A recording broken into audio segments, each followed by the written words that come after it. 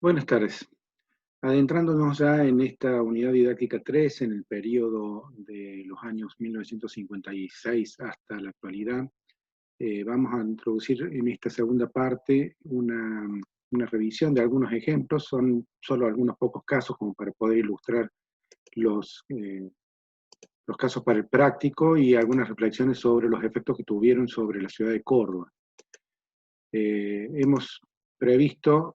para esta segunda parte de la clase trabajar sobre las críticas que se le hace al urbanismo moderno que presentamos en la primera parte de la clase 13 y específicamente los ejemplos que produce el equipo del Team 10, organizados a partir de el Manifiesto de Donn de 1954 como grupo de trabajo y que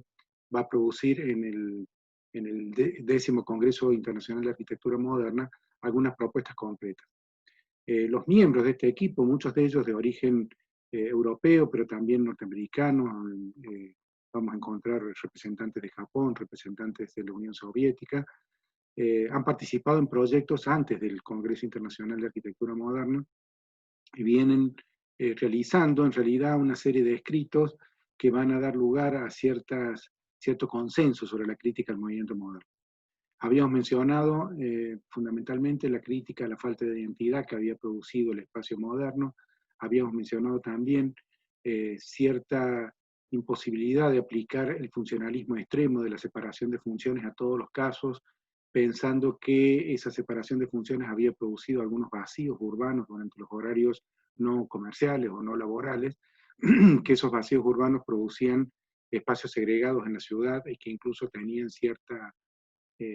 condición crítica de seguridad que era necesario revisar. Por otro lado, nos enfrentábamos también a la cuestión que tiene que ver con las escalas, es decir, el traspaso de una escala privada a una escala pública que se hacía en el caso de las unidades de habitación de forma muy abrupta y que requería una revisión de ese proceso para configurar otro tipo de espacios, fundamentalmente que tuvieran una transición entre lo público y lo privado, a partir de espacios semiprivados o semipúblicos que fueran graduando la escala de la casa, la calle, el distrito y la ciudad que mencionamos en la primera parte de esta clase. Los ejemplos más exitosos probablemente de este grupo se inician ya inmediatamente después de finalizada la Guerra Mundial, la Segunda Guerra Mundial, en el caso de las ciudades holandesas como Rotterdam, que habían sido bombardeadas en su casco histórico y destruidas casi completamente en el área del núcleo comercial del centro histórico, se plantea la necesidad de un proyecto de revitalización en el cual se pone en discusión con qué modelo de ciudad se iba a intervenir un centro histórico destruido prácticamente a escombros y en el cual se podía experimentar algunas de las propuestas alternativas para la generación de espacios con mixtura de usos. El proyecto es básicamente un distrito comercial, es decir, cuya función esencial es una localización de locales comerciales minoristas, complementada con algunos usos de tipo administrativo o laboral, oficinas básicamente, y un importante complejo de viviendas que se decide resolver en altura como de hecho es la propuesta de la mayoría de los integrantes de los congresos internacionales de arquitectura moderna. Es decir, que se mantiene en relación al movimiento moderno más tradicional, el de la Carta de Atenas, la idea de densificar en altura con viviendas en departamento, viviendas colectivas, pero se cambia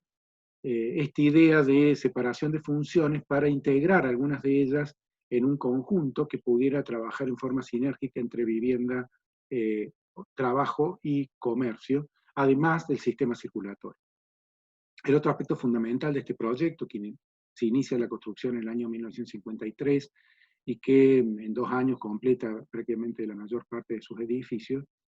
era que el automóvil debía mantenerse en la periferia del registro urbano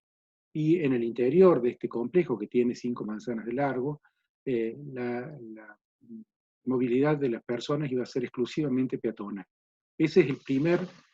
cambio fundamental que se introduce en el espacio urbano a partir de esta discusión que plantean los miembros del Team 10, entre otros, porque obviamente el grupo no excluía otras voces críticas hacia el movimiento moderno. Básicamente es un eje que contiene la actividad comercial y de servicios, un eje transversal que está orientado fundamentalmente a la localización de algunas de las actividades más importantes que tienen que ver con oficinas, y finalmente una especie de manzanas de grandes dimensiones, con bloques de vivienda en altura, que tienen en este caso hasta 14 pisos, y que van a servir para contener fundamentalmente la actividad residencial. Este proyecto fue encargado a los arquitectos Jo Bakema y Van den Broek, dos holandeses que integraban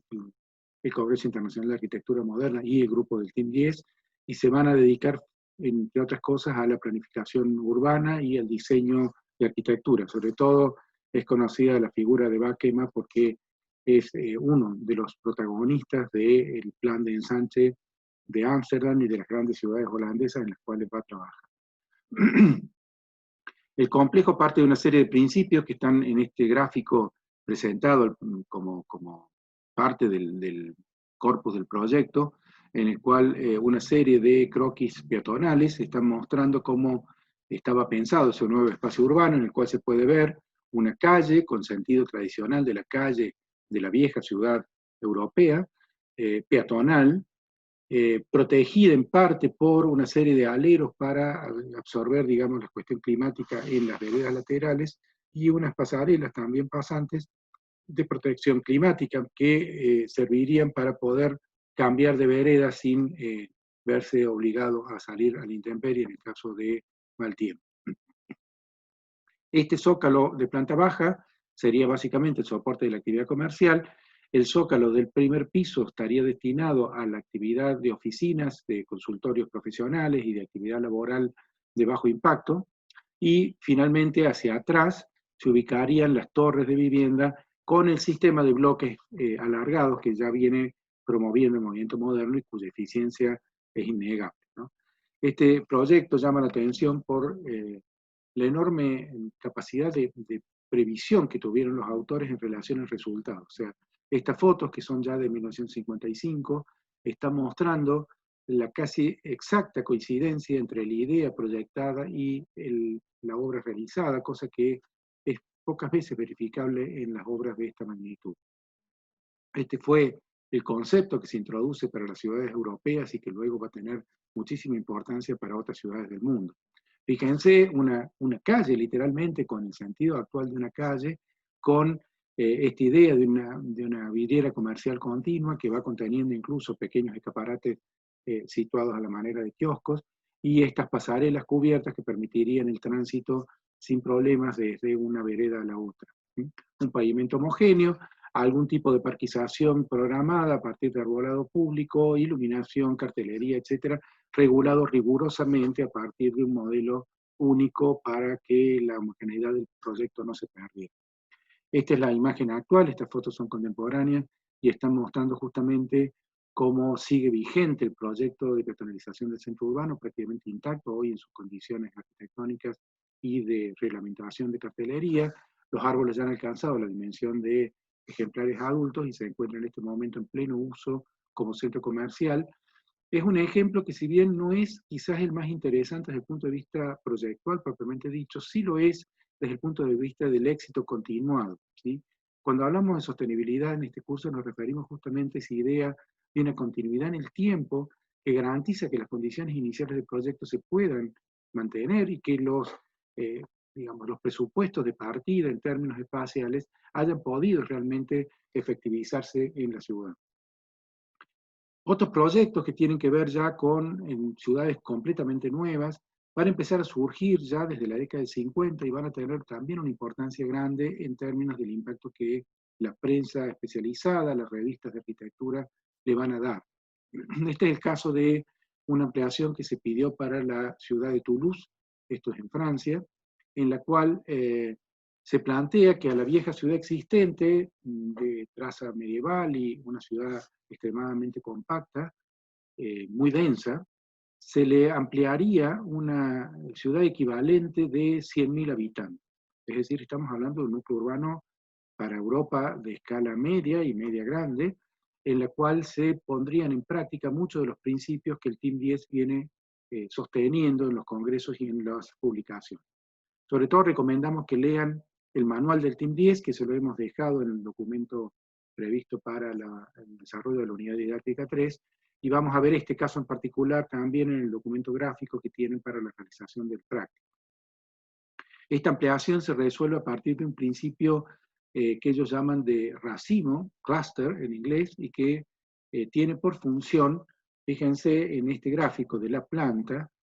estructurar la ciudad a partir de una serie de espacios genéricos muy grandes, que serían de escala semipública, y una serie de ramificaciones menores que irían encerrando espacios de menor dimensión, como estos que estamos viendo acá, que serían de escala semiprivada, es decir, que le corresponderían al grupo de edificios que se reúnen alrededor de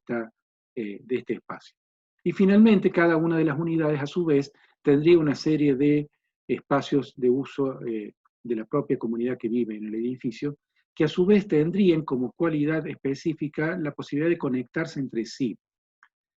El objetivo de este tipo de trazados tenía que ver con dos aspectos fundamentales. Uno era la exclusión del automóvil de la circulación interna de la ciudad, un aspecto que ya viene siendo defendido desde el propio movimiento moderno, y que además supondría en este caso que el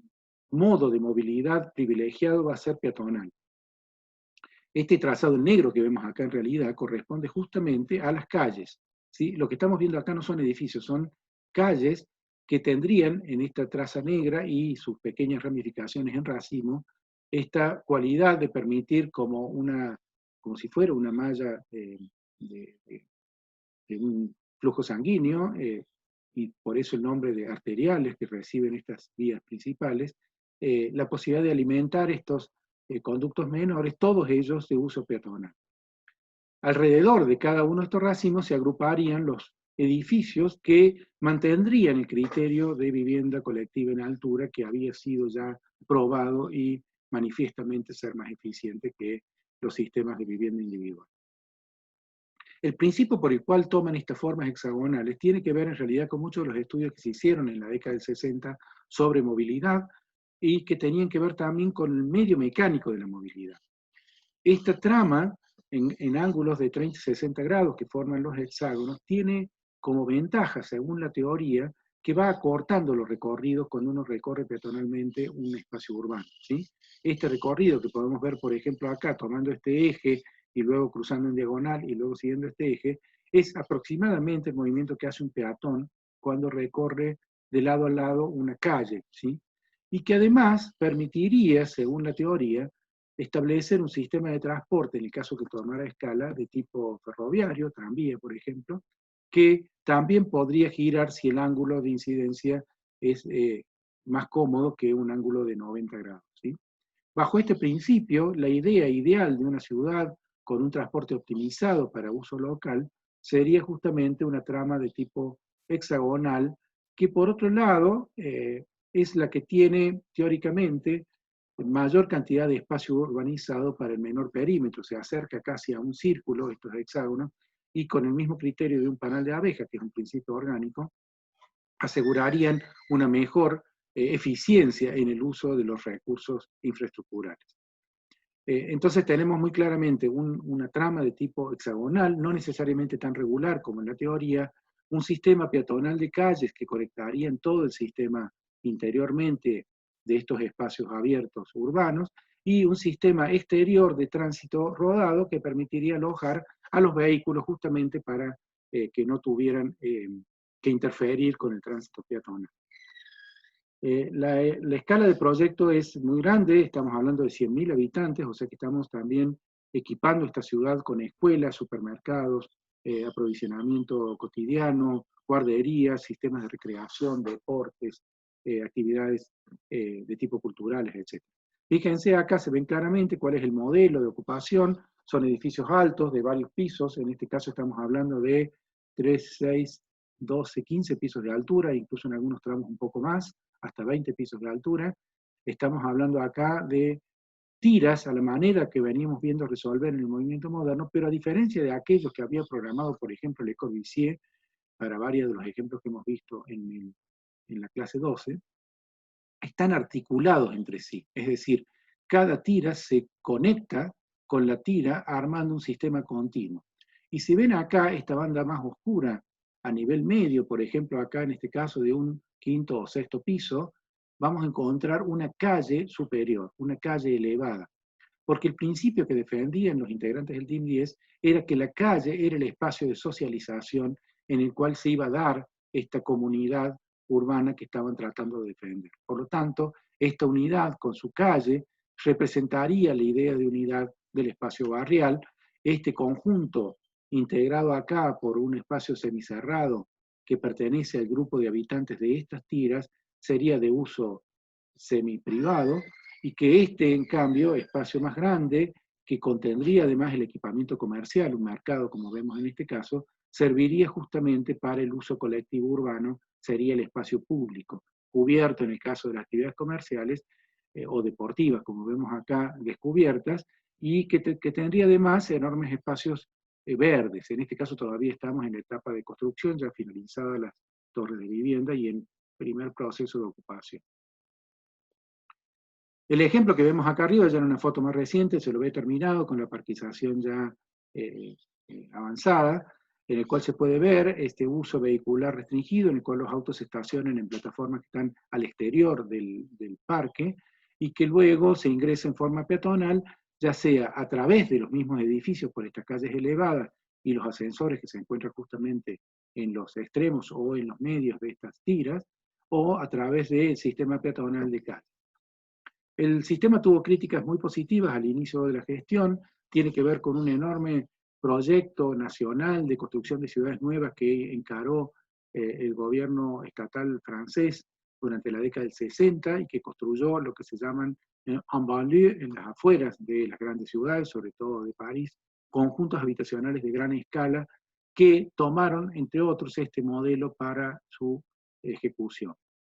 El éxito editorial que tuvieron estos conjuntos de viviendas y cierta economía de recursos que suponían para la producción masiva de viviendas hizo que se replicaran a nivel mundial. Acá tenemos un ejemplo construido en Argentina. Se trata del complejo de Lugano, construido por un conjunto de arquitectos que van a trabajar para el Estado Nacional en Buenos Aires, muy conocidos con esta sigla, ¿sí? Que van a producir, en este caso para Lugano, un conjunto enorme de 10.700 viviendas. O sea, estamos hablando de casi 50.000 habitantes en un solo proyecto, que tenía como objetivo el mejoramiento habitacional de sectores muy vulnerables, de sectores degradados. Este conjunto, como ven, reproduce muchas de las ideas que habían sido ensayadas en el conjunto de Toulouse-le-Mirel, pero agrega además torres con planta en cruz que provenían quizás de la etapa anterior en términos morfológicos, acá los vemos en axonométrica, y van a suponer por lo tanto una densidad aún mayor que la que había propuesto aquella escala, ¿sí? Tienen además una condición social diferente porque en este caso estamos hablando de población que ha sido en muchos casos erradicada de asentamientos de tipo espontáneo precarios, y esa condición también condicionó en parte el mantenimiento y cierta estabilidad de la comunidad que iba a vivir ahí. El estado actual es bastante ruinoso, tiene muchísimos problemas de gestión de los consorcios que hacen el mantenimiento, por ejemplo, de los sistemas de circulación vertical, y uno de los problemas que se genera a partir de esta articulación entre una tira y otra tienen que ver con la seguridad en los tiempos actuales en los que ese problema empieza a ser significativo. Y por otro lado, estos grandes espacios verdes de mantenimiento colectivo suponían también un tipo de comunidad muy articulada en relación a la constitución de formas comunitarias de control del espacio público y sobre todo de mantenimiento. El estado actual hace pensar que muchas de estas ideas que tuvieron sentido para la década del 60 hoy deben ser revisadas en términos críticos debido a muchos de los errores que se cometieron, sobre todo en la escala. Es decir, el tamaño de estas comunidades era demasiado grande para poder autorregularse y tener un cierto control del espacio público, que es quizás uno de los temas que debemos revisar. Este tipo de ideas, sobre todo la de recuperación de centros históricos a partir de peatonalizaciones, tuvieron a nivel mundial mucha importancia y vamos a verla incluso en el caso de Córdoba. Este plano es el que corresponde a la ordenanza de centro histórico, la primera del país y una de las más importantes a nivel de experimentación en la cual se propone en el año 1967, bajo la intendencia de Rodríguez Brizuela, hacer un proyecto de recuperación de lo que se llamó en ese momento el Centro Histórico de Córdoba. Reconocen acá la Plaza San Martín, el Cabildo de Córdoba, la Iglesia Catedral, este conjunto de edificios que se encuentran detrás del edificio del Cabildo propiamente dicho, y una serie de galerías comerciales que se proponían como un paseo peatonal interno adentro de la manzana de las Catalinas. ¿Bien? Este proyecto fue impulsado por básicamente un equipo técnico encabezado por el arquitecto Enrico Tedeschi, un italiano, que acompañado fuertemente por el intendente y por su equipo técnico, pudo proponer para Córdoba una idea innovadora de peatonalización del centro histórico a partir de separar los edificios monumentales, aislarlo de sus agregados temporalmente muy posteriores a su etapa de edificación y normar sobre todo el volumen edificable en los entornos de los edificios históricos de mayor relevancia. Piensen ustedes que en la década del 40 la mayoría de los edificios que rodean la Plaza San Martín, entre ellos el propio Cabildo, la Catedral, la Iglesia de las Teresas y la Iglesia de las Catalinas, habían sido declarados monumentos nacionales y por lo tanto estaban en esa voluntad de protección de la arquitectura colonial, fundamentalmente considerada la de mayor valor para estos centros históricos. Este es el pasaje Cusco que ustedes han recorrido cuando hicimos esta visita a Córdoba y muestra justamente el estado inicial en el cual vemos todavía la calle San Martín en estado peatonal, en estado vehicular, la calle Cusco todavía vehicular, allá al fondo la iglesia de las Catalinas, en la mole de la catedral todavía con una serie de agregados laterales, y el Cabildo con las construcciones que lo acompañan, algunas de ellas todavía en uso residencial hasta el momento de la toma de esta imagen, ¿sí? Que por los automóviles debe estar siendo de finales de la década del 20. Este es un proyecto de la década del 60 en el cual se empiezan a vislumbrar esta idea de recuperar para uso público estos espacios intersticios entre los monumentos, limpiándolos. En este caso, fíjense, el proyecto del arquitecto Armando Iguiguren incluía la demolición de esta cerca sobre el borde de la catedral y su transformación en plazoletas de uso público urbano. La técnica es el fotomontaje todavía, porque bueno, no teníamos Photoshop en esa época, y estamos hablando de un proyecto de tesis de grado que luego se convierte en parte del proyecto de la manzana de las Catalinas. Todavía no ha aparecido la mole que aparece luego de la Torre Ángela atrás de este edificio, o sea que la escala de la ciudad se encontraba dentro de los 2 o 3 pisos de altura. Esa es la imagen actual de ese mismo pasaje, no tan actual, esta foto es 2012 aproximadamente, en la cual estamos viendo la realización definitiva de este proyecto ya con una intervención de los años 80 para unificar los pisos y para darle una imagen de plaza de armas, que es proyecto del arquitecto Miguel Ángel Roca, pero que hereda aquella tradición de una ciudad peatonal que va aislando los edificios laterales monumentales. El perfil sobre el cual se hizo la normativa es este. Fíjense que es muy interesante, si lo pueden visitar, vayan a dar una vuelta por el Paseo Santa Catalina. Los bares que se encuentran ahí responden justamente a este patrón de un espacio peatonal con locales comerciales en planta baja, algunas pasarelas de protección que las pueden todavía hoy ver, y los bloques de vivienda que en el caso de Córdoba se plantean en forma de bloques aislados, de manera que no interrumpan la visual hacia el monumento que asoma hacia atrás. La inteligencia de este proyecto justamente fue prever el conjunto de visuales que acompañarían el paseo peatonal, garantizando de esa manera la puesta en valor de los monumentos históricos coloniales sin interrumpir la renovación necesaria del área central para la erradicación de vivienda, de los bloques de oficinas y de las actividades de servicio. Ha dejado además entre la planta baja y el inicio de la torre residencial un espacio vacío que es importante rescatar porque tenía una función fundamentalmente de tipo paisajístico y que ha conseguido mantenerse a lo largo del tiempo pese al costo del metro cuadrado en esta zona que siempre tiende a ocupar al máximo la habitabilidad o la edificabilidad de una manzana. Es importante que lo rescatemos además porque este proyecto es pionero a nivel nacional y por lo tanto ponía a Córdoba en ese momento en una discusión muy, muy interesante sobre la posibilidad de incorporación de urbanismo en ese momento muy de vanguardia en la ciudad de Córdoba. Este es el proyecto de peatonalización del área de las Catalinas, es el proyecto en el cual se incluyeron algunas demoliciones parciales y el retiro lateral de la calle de Anfunes para el ensanche de una vereda que va a quedar cubierta luego por una recoba, y este es el recorrido peatonal planteado, que está acá en rojo, a través de este Paseo Santa Catalina. Todavía está ahí, lo pueden visitar, tiene acá una plazoleta en la punta frente a la iglesia de Santo Domingo, algunos bares muy conocidos de la ciudad, como este de acá, que todavía está en uso, o estos que se construyeron luego en esta esquina, son quizás los bares más tradicionales de la ciudad de Córdoba y un emblema del tipo de actividad peatonal de la ciudad. Inauguran la idea de las peatonales, fíjense, año 1967, y que van a dar lugar también a una serie de ensanches de veredas que se hicieron en este caso, fíjense, hacia el lado de la 27 de abril, del costado de la catedral, en el cual se demolieron estas construcciones del siglo XIX y se fueron limpiando los muros de piedra de calicanto para que queden a la vista y que dieron por resultado la imagen actual de esta iglesia con una vereda ensanchada que tiene además una posibilidad de un paseo arbolado lateral con una especie de parquización lineal que culmina con la plazoleta del fundador en la parte trasera. Es una actuación muy audaz, verdaderamente importante, iniciada justamente en el año 1953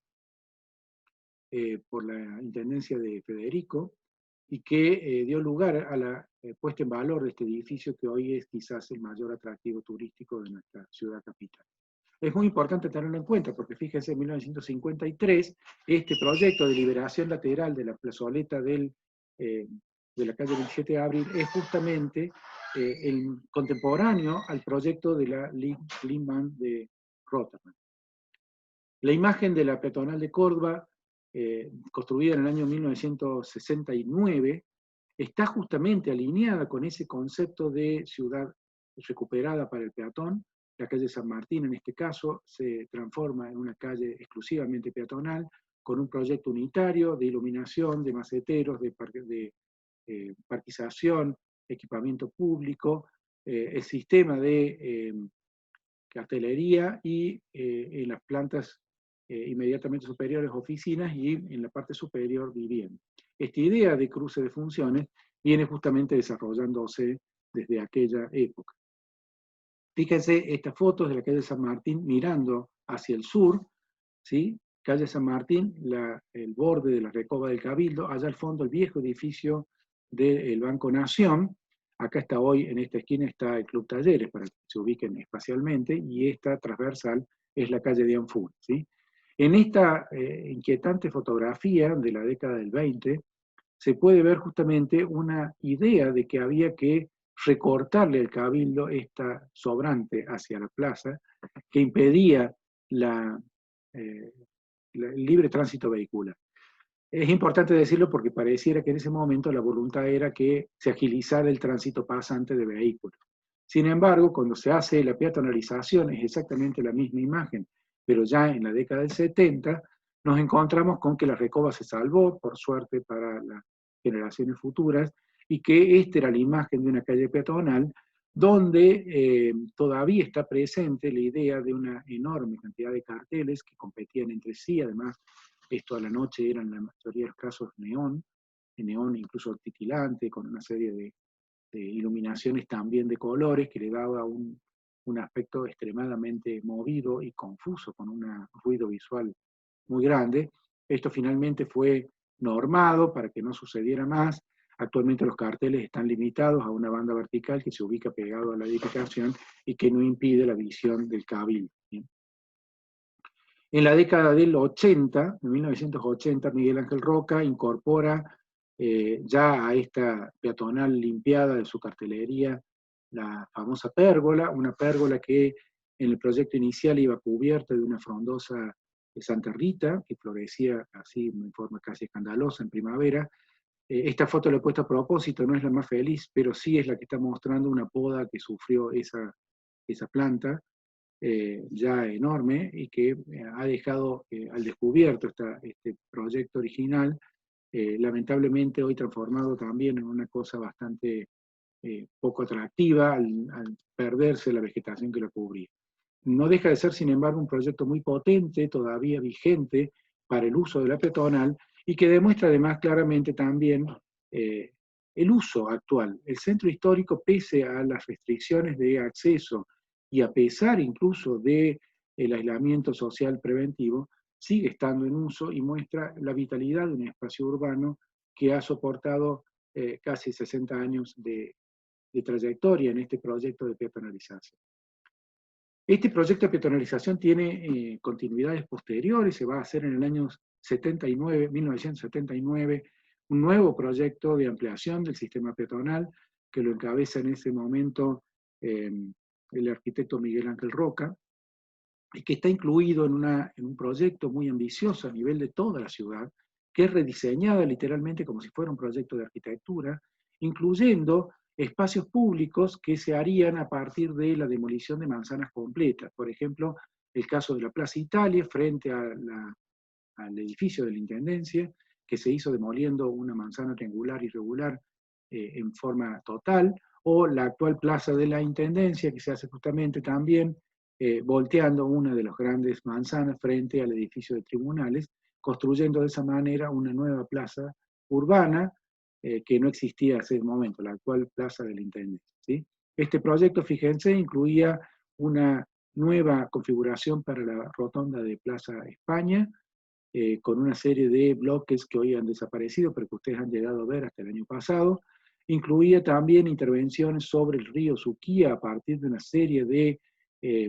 obras, entre ellas esta que vemos acá, el conjunto del borde del Parque Las Heras, del cual todavía permanece una parte construida, son una especie de exedras, curvas en semicírculo que sirven de anfiteatros para el uso público y que acompañarían el equipamiento del parque. La revitalización de los mercados barriales, que formó parte de esa idea de recuperación de patrimonio barrial, y la que quizás conozcan más de cerca, la peatonalización por extensión de la calle Trejo y una extensión mayor aún de las calles 9 de Julio y de Anzuli. Este proyecto, muy también promocionado en su momento, incluyó una imagen rebatida de los edificios monumentales en el pavimento, imagen que todavía hoy podemos ver en la peatonal de Trejo, frente al Colegio de Montserrat, frente a la manzana de la universidad y frente a la iglesia de la Compañía de Jesús, que se continúa con el Museo San Alberto, la Alameda, hoy ya no está más la Alameda, pero todavía permanece el cauce peatonal, ha sido modificado el pavimento, y luego en calle 27 de Abril, algunas partes que incluyen un arco, que todavía lo podemos ver, que está acá en esta imagen de abajo, y una serie de columnas frente a la legislatura de la provincia, hoy trasladada al centro cívico del Mitre. Esta es la imagen que se imaginó Miguel Ángel Roca en ese momento para el centro de la ciudad, con sus pérgolas cubiertas de vegetación con flor, y una serie de canteros que también han ido desapareciendo a lo largo de los años, pero que están mostrando todavía la vigencia de ese proyecto. Del mismo autor, Miguel Ángel Roca, la recuperación de un conjunto de viviendas obreras deterioradas y en estado ruinoso en Pasaje Rebol, esto es entre Belgrano y Cañada, que dio lugar a ese espacio urbano que llamamos el Paseo de las Artes, que hoy incluye una serie de actividades de tipo turístico, recreativo y gastronómico, y que tenían en estas imágenes de los años 80 una cierta intención de renovación de sectores urbanos muy deteriorados para un uso público, fundamentalmente de tipo juvenil, que van a tener en estos espacios lugares para la venta de artesanías, el Museo de Artesanías de la Municipalidad de Córdoba, hoy aloja también al Archivo Municipal y aloja una serie de actividades culturales como emisoras de radio, lugares para exposición, etcétera, etcétera, que constituyen el programa de este megaproyecto urbano. Este proyecto tiene a su vez continuidad en el proyecto de revitalización de fachadas que se hizo a través del Instituto del Color de la Facultad de Arquitectura, que hizo un proyecto para modificar el perfil urbano mediante el uso de pinturas aplicadas en superficie, que es un proyecto de muy bajo costo para el municipio y muy alto impacto en términos visuales, que dio por resultado una homogeneidad verdaderamente interesante desde el punto de vista urbano y que puso en valor arquitecturas de alguna manera modestas, como esta que vemos en este tramo, ¿sí? Que son solamente acompañantes de algunas que sí tienen quizás valor patrimonial o que tienen algún testimonio histórico de relevancia, y que van constituyendo hoy lo que podría ser uno de los centros turísticos de la ciudad. Este proceso que se inicia con las peatonalizaciones de la ciudad va a tener otros procesos posteriores. Hacia el inicio de la era democrática, de la nueva era democrática del 83 hasta la actualidad, durante los gobiernos de Mestre Padre y sus sucesores, se fueron haciendo una serie de acciones sobre la ciudad que tenían por función hacer ciudad en la ciudad, es decir, recuperar espacios degradados y transformarlos en espacios de uso público. Quizás uno de los más exitosos fue este, en el cual, fíjense ahí atrás, había una enorme ocupación informal al borde del río Suquía, a la altura de la cervecería Córdoba. Allá está el Colegio Manuel Belgrano, para que se ubiquen. El río hace una curva y tiene un pequeño islote natural que es primeramente vaciado de sus ocupantes, que son erradicados de este sector, y se construyen una serie de contenciones mediante gaviones. Se traslada un viejo puente ferroviario que estaba antes en la zona de los molinos del borde de Estación Mitre para construir un puente peatonal, se lo hace accesible al público y se construye sobre él una plaza, ¿sí? Esta plaza, si bien no tiene un valor en sí mismo en términos de proyecto, probablemente de calidad de diseño, implica, sin embargo, desde el punto de vista del éxito social y de la trayectoria que ha tenido este espacio a lo largo del tiempo, uno de los proyectos más exitosos de recuperación de espacio público que tengamos en la ciudad. Tenía patos, por eso se llama Isla de los Patos. Lamentablemente estos patos fueron desapareciendo con el tiempo, algunos fueron usados como alimento y otros simplemente no se reprodujeron, pero digamos la idea de la Isla de los Patos y de este espacio público sigue siendo en la memoria de los cordobeses todavía un motivo de orgullo. El proyecto urbano se va a transformar fuertemente hacia la década de 1990. El primer proyecto grande de la gestión Martí, a cargo de la Intendencia, fue la descentralización administrativa en este megaproyecto de generar una serie de distritos administrativos para la ciudad, cada uno de ellos encabezados por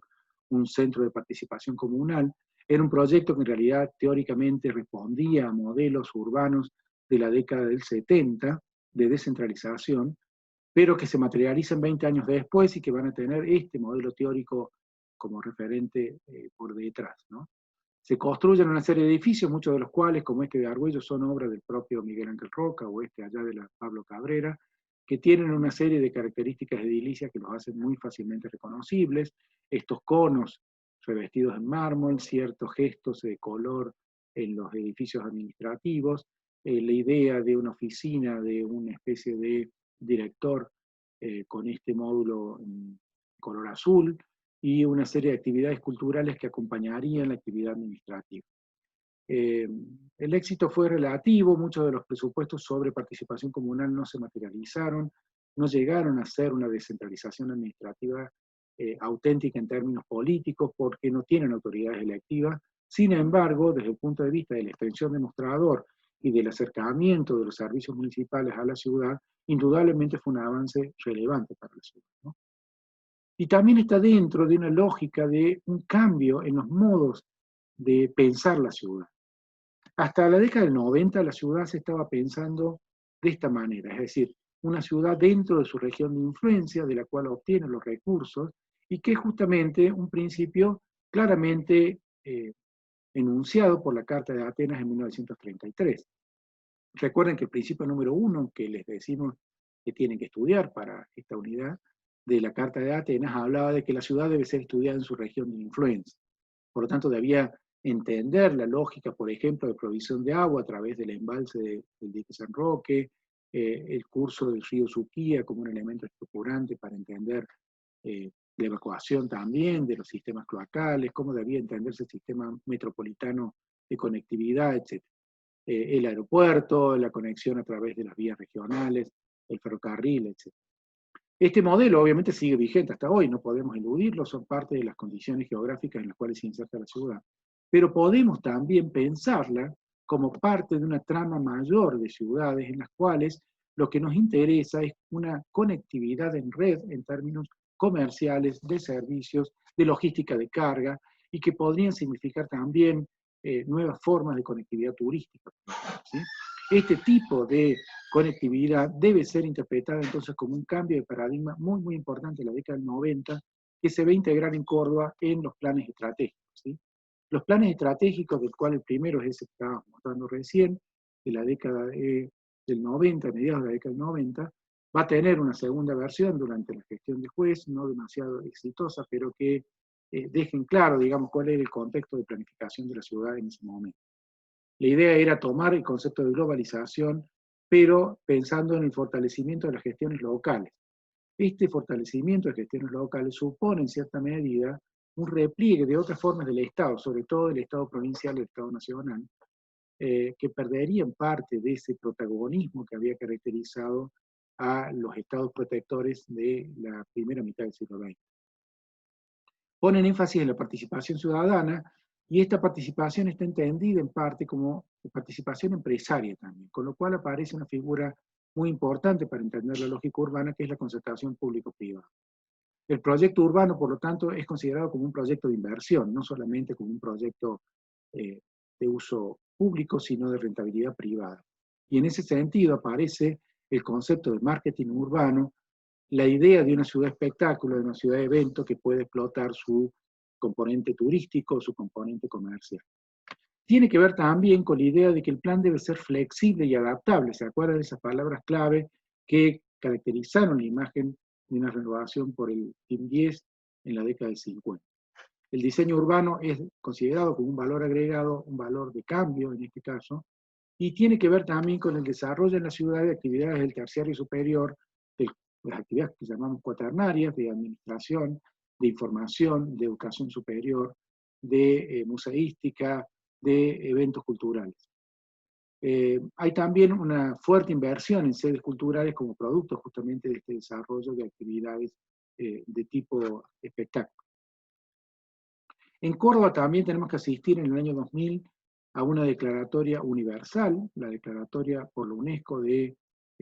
Patrimonio de la Humanidad del conjunto de la manzana jesuítica, junto con el Camino de las Estancias en el territorio provincial, que debe ser muy importante como hecho significativo para la ciudad, porque significa el flujo de turismo internacional y además la protección a través de este buffer pintado de verde en la declaratoria del año 2000, de un área en la cual deberían considerarse con mucho cuidado las intervenciones. Sin embargo, no siempre esta voluntad de protección del patrimonio se cumple. Este es un proyecto encabezado por la propia Universidad Nacional de Córdoba para la modificación de esta esquina, muy polémico, con un concurso público que en la primera instancia es fallado a favor de un proyecto de sustitución de estas edificaciones preexistentes por un proyecto nuevo, totalmente innovador en términos de imagen, y que luego tiene una serie de recursos para ser modificados que finalmente terminan cambiando esta idea del proyecto original que ganó el concurso, que es este, por otro, debido a la agresividad que tendría esta imagen sobre el entorno. Esta es una discusión que no está resuelta, todavía seguimos pensando en esta idea de renovación por una cierta sustitución, por ejemplo, de la imagen original o de la población original, mucho más grave aún, en un proceso de expulsión o de aburguesamiento de la población, de cambio del habitante original por un habitante probablemente con mayor capacidad de consumo y también que podía producir una cierta mejor compatibilidad con la actividad turística. Es un proceso peligroso porque supone la expulsión de la población residente y su reemplazo por otra, y esa expulsión la llamamos gentrificación, en homenaje a Gentry, un teórico que justamente especificó esta idea de que la ciudad va sustituyendo parte de su actividad originaria, sus residentes, por otros, ¿sí? Y que en ese proceso de renovación se va transformando espacios que eran originalmente, incluso en muchos casos, de población obrera en población turística, y que eso podría significar una desventaja para la población residente. Otros proyectos recientes que creo que también deben entrar en esta discusión de qué ciudad queremos, es esta de volver a priorizar el tránsito vehicular por sobre una idea de parque público con acceso peatonal. Este proyecto reciente del túnel bajo la Plaza de España fue fuertemente discutido, en algunos casos resistido, porque supone que sustituimos este tipo de ciudad por esa otra en la cual el vehículo es protagonista y que incluso implicó también el desplazamiento de este monumento, por ejemplo, con un costo muy grande y cierta imposibilidad actual de pensarlo como un espacio unitario para reemplazarlo por un espacio fragmentario con un túnel adentro. Y bueno, llegando ya a los momentos más actuales de estas transformaciones del centro histórico, es interesante la última modificación que se hace sobre Plaza San Martín, a pesar de las críticas que tuvo en relación al repoblado, y estas que son ya de la semana pasada, corresponden al 17 de agosto, el momento de la inauguración de la nueva macro manzana del área central, eh, está haciendo pensar nuevamente en recuperarlo como uso peatonal a esta calle vehicular de la calle 27 de abril, la recuperación de un espacio para la bicicleta y ciertos usos novedosos para la ciudad de Córdoba, como serían, por ejemplo, el reemplazo del vehículo por eh, bicicletas o vehículos no motorizados. Tiene, sin embargo, mucha resistencia crítica a partir de que excluye el transporte público del centro de la ciudad, lo cual es siempre un hecho discutible. Es importante que ustedes desde este nivel inicial de la carrera empiecen a participar de esta discusión, porque obviamente van a ser los protagonistas del cambio y probablemente los que les toque en su vida profesional actuar sobre la ciudad, y deberíamos estar pensando en cuáles son las alternativas a este tipo de ciudad. ¿Bien? Entonces vamos a dejarlo en este momento, en esta cuestión, para que lo reflexionemos conjuntamente en el taller, y vamos a trabajar en la siguiente parte de esta clase con algunos problemas de la ciudad contemporánea que también deberán enfrentar las generaciones futuras y que tiene que ver con algunas de las indicaciones que se están dando a nivel internacional sobre el deber ser de la ciudad. Entonces nos vamos a ver todavía en una tercera parte de esta clase teórica para culminar la unidad didáctica 3. Muchas gracias.